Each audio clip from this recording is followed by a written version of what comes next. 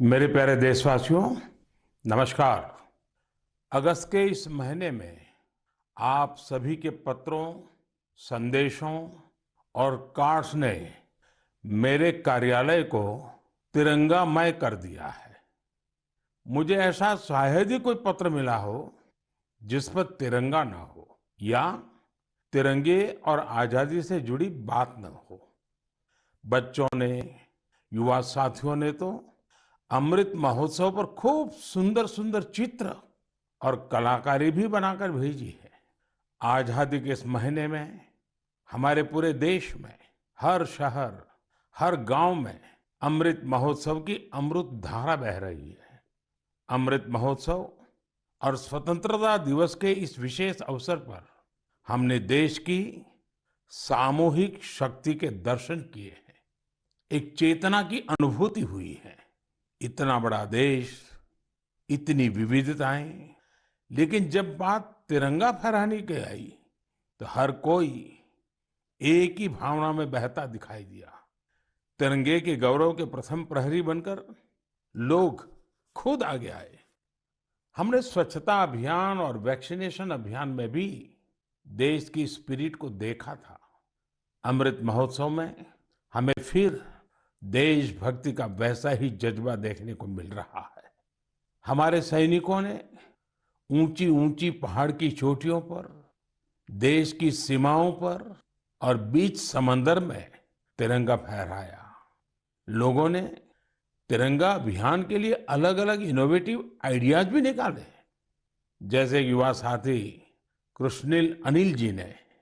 अनिल जी एक puzzle artist हैं और उन्होंने रिकॉर्ड समय में खूबसूरत तिरंगा मोज़ेक आर्ट तैयार की है। कर्नाटका के कोलार में लोगों ने 630 फीट लंबा और 205 फीट चौड़ा तिरंगा पकड़कर अनूठा दृश्य प्रस्तुत किया। असम में सरकारी कर्मियों ने दिधाली पुखरी वार मेमोरियल में तिरंगा फहराने के लिए अपने हाथों से 20 फीट का तिरंगा बनाया। इसी तरह इंदौर में लोगों ने ह्यूमन चेन के जरिए भारत का नक्शा बनाया। चंडीगढ़ में युवाओं ने विशाल ह्यूमन तिरंगा बनाया। ये दोनों ही प्रयास ग्रीनिच रिकॉर्ड में भी दर्ज किए गए हैं।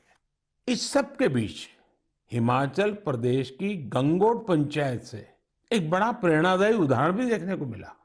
यहाँ पंचायत में स्वतंत्रता दिवस के कार्यक्रम में प्रवासी मजदूरों के बच्चों को मुख्य अतिथि के रूप में शामिल किया गया। साथियों, अमृत महोत्सव के ये रंग केवल भारत में ही नहीं बल्कि दुनिया के दूसरे देशों में भी देखने को मिले। बोत्सवाना में वहां के रहने वाले स्थानीय सिंगर्स ने भारत की आजादी के 75 साल मनाने के लिए देशभक्ति के 75 गीत गाए। इसमें और भी खास बात यह है कि 75 गीत हिंदी, पंजाबी, गुजराती, बांग्ला, असमिया, तमिल, तेलुगु, कन्नड़ा और संस्कृत जैसी भाषाओं में गाए गए। इसी तरह नामीबिया ने भारत नामीबिया के सांस्कृतिक पारंपरिक संबंधों पर विशेष स्टैम्प जारी किया है। साथियों, मैं और एक खुशी की बात बताना चाहता हूँ। अभी कुछ दिन पहले मुझे भारत सरकार के सूचना और प्रसारण मंत्रालय के कार्यक्रम में जाने का अवसर मिला। वहाँ उन्होंने स्वराज दूरदर्शन की सीरियल का स्क्रीनिंग रखा था। मुझे उसके प्रीमियर में जाने का मौका मिला। ये आजादी के आंदोलन में हिस्सा लेने वाले अनसुने नायक नायिकाओं के प्रयासों से देश की युवा पीढ़ी को परिचित कराने की एक बेहतरीन पहल है। दूरदर्शन पर हर रविवार रात 9 बजे इसका प्रसारण होता है और मुझे बताया गया कि 75 सप्ताह तक चलने वाला है। मेरा आग्रह है कि आप समय निकालकर इसे खुद भी देखें और अपने घर के बच्चों को भी जरूर दिखाएं। और स्कूल कॉलेज के लोग तो इसको रिकॉर्डिंग करके जब सोमवार को स्कूल कॉलेज खुलते हैं तो विशेष कार्यक्रम की रचना भी कर सकते हैं, ताकि आजादी के जंग के इन महानायकों के प्रति हमारे देश में एक नई जागरूकता पैदा होगी। आजादी का अमृत महोत्सव अगले साल यानी अगस्त 2023 तक चलेगा। देश के लिए, स्वतंत्रता सेनानियों के लिए जो लेखन, आयोजन आदि हम कर रहे थे, हमें उन्हें और आगे बढ़ाना है। मेरे प्यारे देशवासियों, हमारे पूर्वजों का ज्ञान, हमारे पूर्वजों की दीर्घ दृष्टि और हमारे पूर्वजों का एकात्म चिंतन आज भी कितना महत्वपूर्ण है। जब उसकी गहराई में जाते हैं तो हम आश्चर्य से भर जाते हैं। हजारों साल पुराना हमारा ऋग्वेद में कहा गया है, ओमान मापो मानुषी अमृतम धात तोकाय तनयाय संयो यूयम हिष्ठा भीषजो मातृ तमा विश्वस्य स्थातु जगतो जनित्री ही। अर्थात हे जल, आप मानवता के परम मित्र हैं, आप जीवनदायिनी हैं, आपसे ही अन्न उत्पन्न होता है और आपसे ही हमारी संतानों का हित होता है। आप हमें सुरक्षा प्रदान करने वाले हैं और सभी बुराइयों से दूर रखते हैं। आप सबसे उत्तम औषधि हैं और आप ही इस ब्रह्मांड के पालनहार हैं। सोचिए, हमारी संस्कृति में हजारों वर्ष पहले जल और जल संरक्षण का महत्व समझाया गया है। जब ये ज्ञान हम आज के संदर्भ में देखते हैं तो रोमांचित हो उठते हैं, लेकिन जब इसी ज्ञान को देश अपने सामर्थ्य के रूप में स्वीकारता है तो उनकी ताकत अनेक गुना बढ़ जाती है। आपको याद होगा, मन की बात में ही 4 महीने पहले मैंने अमृत सरोवर की बात की थी। उसके बाद अलग अलग जिलों में स्थानीय प्रशासन जुटा, स्वयंसेवी संस्थाएं जुटी और स्थानीय लोग जुटे। देखते ही देखते अमृत सरोवर का निर्माण एक जन आंदोलन बन गया है। जब देश के लिए कुछ करने की भावना हो, अपने कर्तव्यों का एहसास हो, आने वाली पीढ़ियों की चिंता हो, तो सामर्थ्य भी जुड़ता है और संकल्प नेक बन जाता है। मुझे तेलंगाना के वारंगल के एक शानदार प्रयास की जानकारी मिली है। यहाँ एक नई ग्राम पंचायत का गठन हुआ है जिसका नाम है मंगत्या वाल्या थांडा। यह गांव फॉरेस्ट एरिया के करीब है। यहाँ के गांव के पास ही एक ऐसा स्थान था जहाँ मानसून के दौरान काफी पानी इकट्ठा हो जाता था। गांव वालों की पहल पर अब इस स्थान को अमृत सरोवर अभियान के तहत विकसित किया जा रहा है। इस बार मानसून के दौरान हुई बारिश में ये सरोवर पानी से लबालब भर गया है। मैं मध्य प्रदेश के मंडला में मोचा ग्राम पंचायत में बने अमृत सरोवर के बारे में भी आपको बताना चाहता हूँ। ये अमृत सरोवर कान्हा राष्ट्रीय उद्यान के पास बना है और इससे इस इलाके की सुंदरता को और बढ़ा दिया है। उत्तर प्रदेश के ललितपुर में नवनिर्मित शहीद भगत सिंह अमृत सरोवर भी लोगों को काफी आकर्षित कर रहा है। यहाँ की निवारी ग्राम पंचायत में बना यह सरोवर 4 एकड़ में फैला हुआ है। सरोवर के किनारे हुआ वृक्षारोपण इसकी शोभा को बढ़ा रहा है। सरोवर के पास लगे 35 फीट ऊंचे तिरंगे को देखने के लिए भी दूर दूर से लोग आ रहे हैं।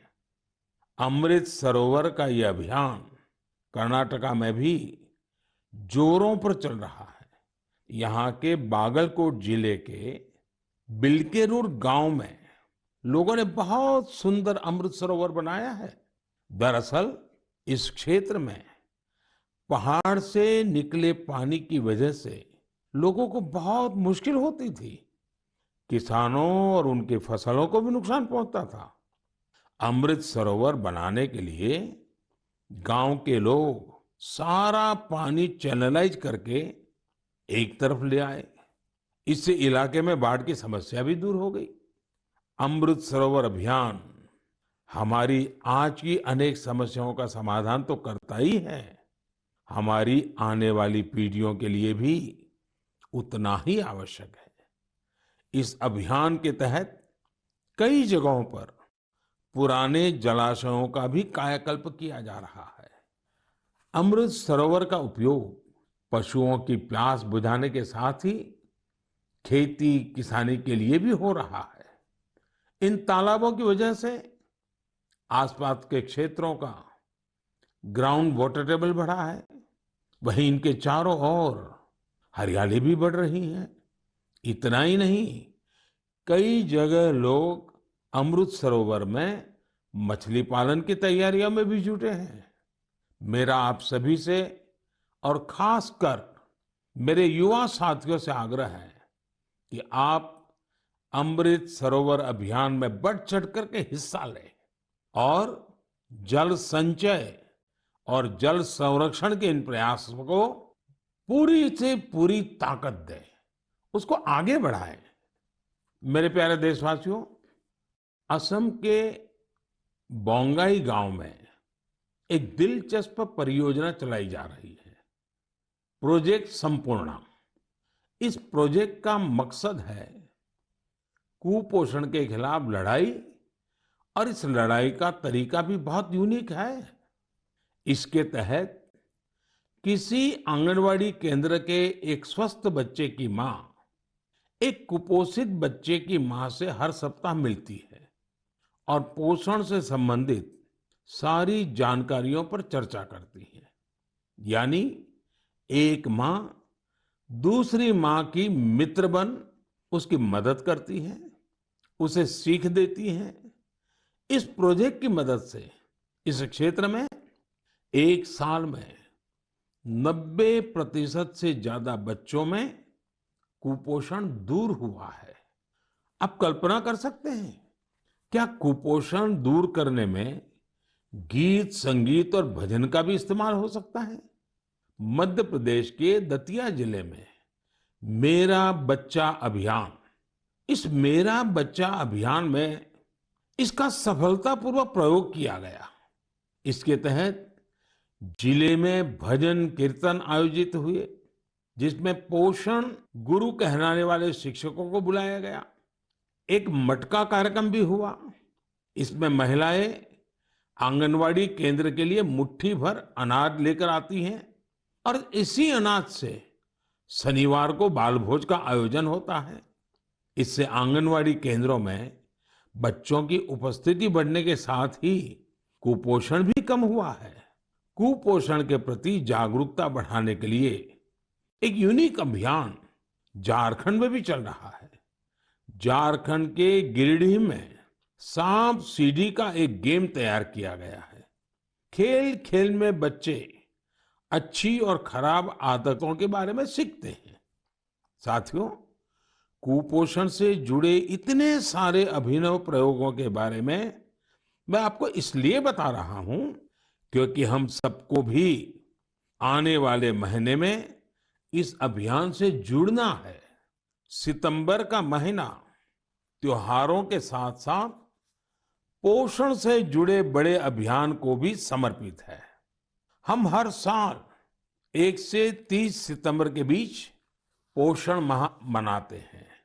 कुपोषण के खिलाफ पूरे देश में अनेक क्रिएटिव और डाइवर्स एफर्ट्स किए जा रहे हैं। टेक्नोलॉजी का बेहतर इस्तेमाल और जन भागीदारी भी पोषण अभियान का महत्वपूर्ण हिस्सा बना है। देश में लाखों आंगनवाड़ी कार्यकर्ताओं को मोबाइल डिवाइस देने से लेकर आंगनवाड़ी सेवाओं की पहुंच को मॉनिटर करने के लिए पोषण ट्रैकर भी लॉन्च किया गया है। सभी एस्पिरेशनल डिस्ट्रिक्ट्स और नॉर्थ ईस्ट के राज्यों में 14 से 18 साल की बेटियों को भी पोषण अभियान के दायरे में लाया गया है। कुपोषण की समस्या का निराकरण इन कदमों तक ही सीमित नहीं है। इस लड़ाई में दूसरी कई और पहल की भी अहम भूमिका है। उदाहरण के तौर पर जल जीवन मिशन को ही ले तो भारत को कुपोषण मुक्त कराने में इस मिशन का भी बहुत बड़ा असर होने वाला है। कुपोषण की चुनौतियों से निपटने में सामाजिक जागरूकता से जुड़े प्रयास महत्वपूर्ण भूमिका निभाते हैं। मैं आप सभी से आग्रह करूंगा कि आप आने वाले पोषण माह में कुपोषण या मालन्यूट्रिशन को दूर करने के प्रयासों में हिस्सा जरूर लें। मेरे प्यारे देशवासियों, चेन्नई से श्रीदेवी वरदराजन जी ने मुझे एक रिमाइंडर भेजा है। उन्होंने माय गॉव पर अपनी बात कुछ इस प्रकार से लिखी है। नए साल के आने में अब 5 महीने से भी कम समय बचा है और हम सब जानते हैं कि आने वाला नया साल इंटरनेशनल ईयर ऑफ मिलेट्स के तौर पर मनाया जाएगा। उन्होंने मुझे देश का एक मिलेट मैप भी भेजा है। साथ ही पूछा है कि क्या आप मन की बात में आने वाले एपिसोड में इस पर चर्चा कर सकते हैं। मुझे अपने देशवासियों में इस तरह के जज्बे को देखकर बहुत ही आनंद की अनुभूति होती है। आपको याद होगा कि यूनाइटेड नेशंस ने एक प्रस्ताव पारित कर वर्ष 2023 को इंटरनेशनल ईयर ऑफ मिलेट्स घोषित किया है। आपको ये जानकर भी बहुत खुशी होगी कि भारत के इस प्रस्ताव को 70 से ज्यादा देशों का समर्थन मिला था। आज दुनिया भर में इसी मोटे अनाज का, मिलेट्स का क्रेज बढ़ता जा रहा है। साथियों, जब मैं मोटे अनाज की बात करता हूं तो मेरे एक प्रयास को भी मैं आज आपको शेयर करना चाहता हूं। पिछले कुछ समय से भारत में कोई भी जब विदेशी मेहमान आते हैं, राष्ट्राध्यक्ष भारत आते हैं, तो मेरी कोशिश रहती है कि भोजन में भारत के मिलेट्स यानी हमारे मोटे अनाज से बनी हुई डिशेज बनवाऊं। और अनुभव यह आया है कि इन महानुभावों को यह डिशेज बहुत पसंद आती है और हमारे मोटे अनाज के संबंध में, मिलेट्स के संबंध में काफी कुछ जानकारियां एकत्र करने का वो प्रयास भी करते हैं। मिलेट्स, मोटे अनाज प्राचीन काल से ही हमारे एग्रीकल्चर, कल्चर और सिविलाइजेशन का हिस्सा रहे हैं। हमारे वेदों में मिलेट्स का उल्लेख मिलता है और इसी तरह पुराणनुरु और तोल्काप्पियम में भी इसके बारे में बताया गया है। आप देश के किसी भी हिस्से में जाएं, आपको वहां लोगों के खान पान में अलग अलग तरह के मिलेट्स जरूर देखने को मिलेंगे। हमारी संस्कृति की तरह मिलेट्स में भी बहुत विविधताएं पाई जाती हैं। ज्वार, बाजरा, रागी, सावा, कंगनी, चीना, कोदो, कुटकी, कुट्टू, ये सब मिलेट्स ही तो है। भारत विश्व में मिलेट्स का सबसे बड़ा उत्पादक देश है। इसलिए इस पहल को सफल बनाने की बड़ी जिम्मेदारी भी हम भारतवासियों के कंधे पर ही है। हम सबको मिलकर इसे जन आंदोलन बनाना है और देश के लोगों में मिलेट्स के प्रति जागरूकता भी बढ़ानी है।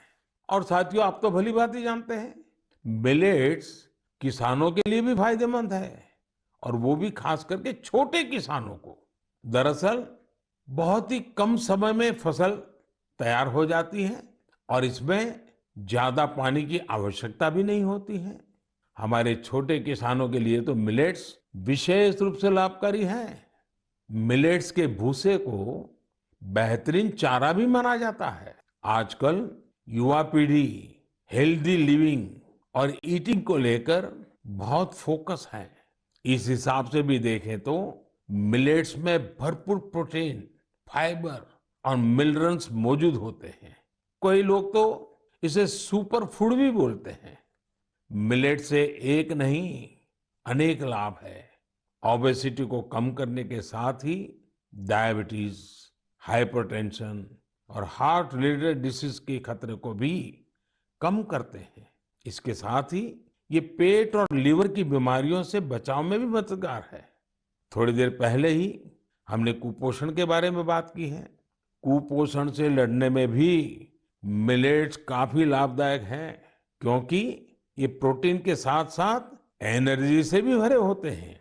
देश में आज मिलेट्स को बढ़ावा देने के लिए काफी कुछ किया जा रहा है। इससे जुड़ी रिसर्च और इनोवेशन पर फोकस करने के साथ ही एफपीओस को प्रोत्साहित किया जा रहा है, ताकि उत्पादन बढ़ाया जा सके। मेरा अपने किसान भाई बहनों से यही आग्रह है कि मिलेट्स यानी मोटे अनाज को अधिक से अधिक अपनाएं और इसका फायदा उठाएं। मुझे देखकर काफी अच्छा लगता है कि आज कई ऐसे स्टार्टअप्स उभर रहे हैं जो मिलेट्स पर काम कर रहे हैं। इनमें से कुछ मिलेट कुकीज बना रहे हैं, तो कुछ मिलेट पैनकेक्स और डोसा भी बना रहे हैं। वहीं कुछ ऐसे हैं जो मिलेट एनर्जी बार्स और मिलेट ब्रेकफास्ट तैयार कर रहे हैं। मैं इस क्षेत्र में काम करने वाले सभी लोगों को बहुत बहुत शुभकामनाएं देता हूं। त्योहारों के इस मौसम में हम लोग अधिकतर पकवानों में भी मिलेट्स का उपयोग करते हैं। आप अपने घरों में बने ऐसे पकवानों की तस्वीरें सोशल मीडिया पर जरूर शेयर करें, ताकि लोगों के बीच मिलेट्स को लेकर जागरूकता बढ़ाने में मदद मिले। मेरे प्यारे देशवासियों, अभी कुछ दिन पहले मैंने अरुणाचल प्रदेश के सियांग जिले में जोरसिंग गांव की एक खबर देखी। ये खबर एक ऐसे बदलाव के बारे में थी जिसका इंतजार इस गांव के लोगों को कई वर्षों से था।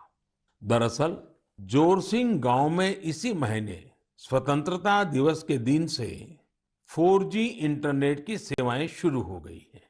जैसे पहले कभी गांव में बिजली पहुंचने पर लोग खुश होते थे, अब नए भारत में वैसी ही खुशी 4G पहुंचने पर होती है।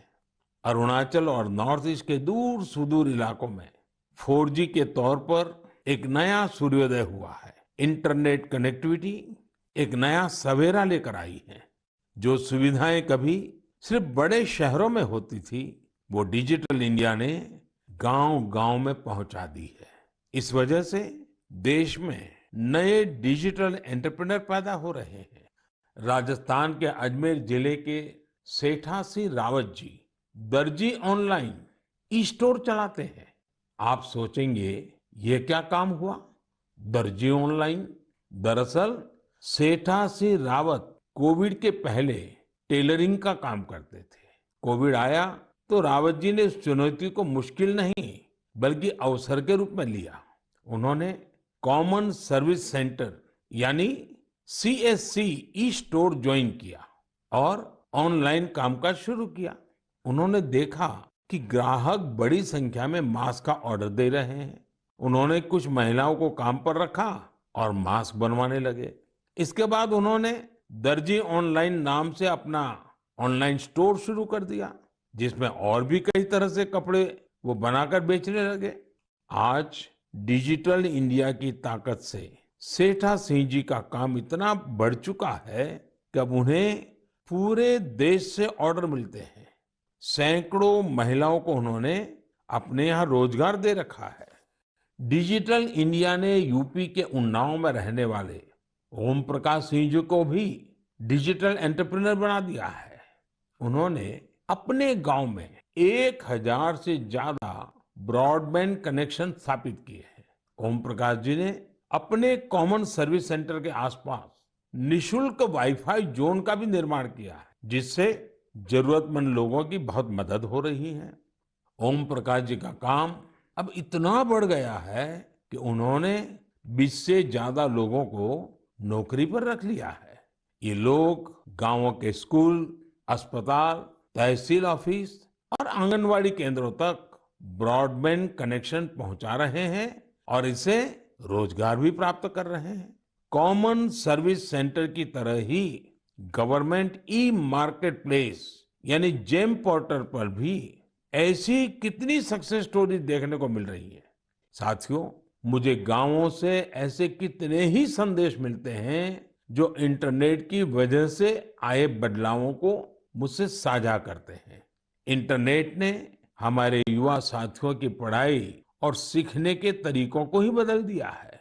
जैसे कि यूपी की गुड़िया सी जब उन्नाव के अमोइया गांव में अपनी ससुराल आई तो उन्हें अपनी पढ़ाई की चिंता हुई, लेकिन भारत नेट ने उनकी इस चिंता का समाधान कर दिया।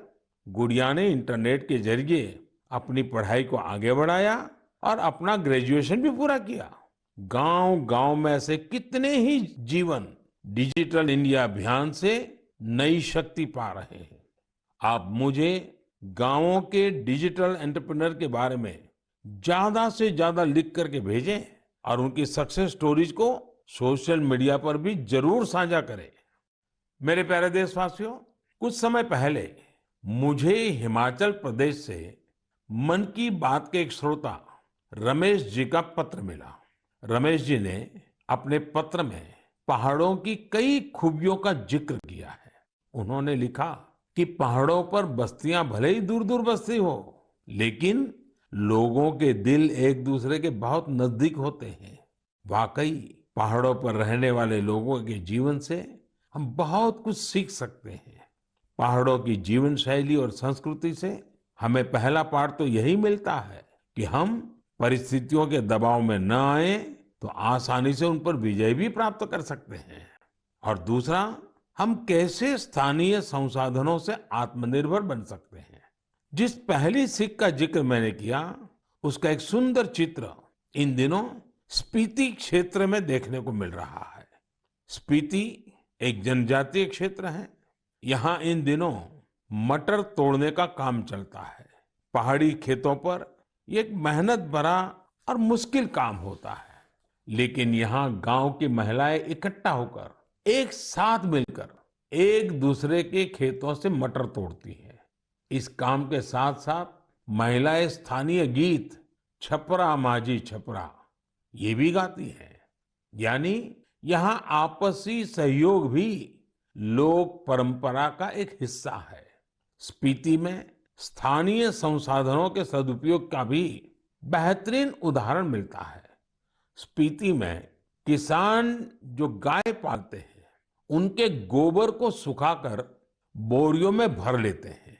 जब सर्दियां आती हैं तो इन बोरियों को गाय के रहने की जगह में, जिसे यहाँ खुड कहते हैं, उसमें बिछा दिया जाता है। बर्फबारी के बीच ये बोरियां गायों को ठंड से सुरक्षा देती हैं। सर्दियां जाने के बाद यही गोबर खेतों में खाद के रूप में इस्तेमाल किया जाता है। यानी पशुओं के वेस्ट से ही उनकी सुरक्षा भी और खेतों के लिए खाद भी। खेती की लागत भी कम और खेत में उपज भी ज्यादा। इसलिए तो एक क्षेत्र इन दिनों प्राकृतिक खेती के लिए भी एक प्रेरणा बन रहा है। साथियों, इसी तरह के कई सराहनीय प्रयास हमारे एक और पहाड़ी राज्य उत्तराखंड में भी देखने को मिल रहे हैं।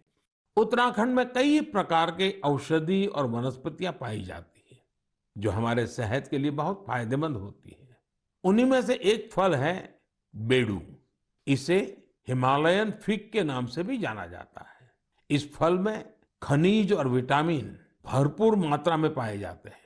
लोग फल के रूप में तो इसका सेवन करते ही हैं, साथ ही कई बीमारियों के इलाज में भी इसका उपयोग होता है। इस फल की इन्हीं खूबियों को देखते हुए अब बेडू के जूस, इससे बने जैम, चटनी, अचार और इन्हें सुखाकर तैयार किए गए ड्राई फ्रूट को बाजार में उतारा गया है। पिथौरागढ़ प्रशासन की पहल और स्थानीय लोगों के सहयोग से बेडू को बाजार तक अलग अलग रूपों में पहुंचाने में सफलता मिली है।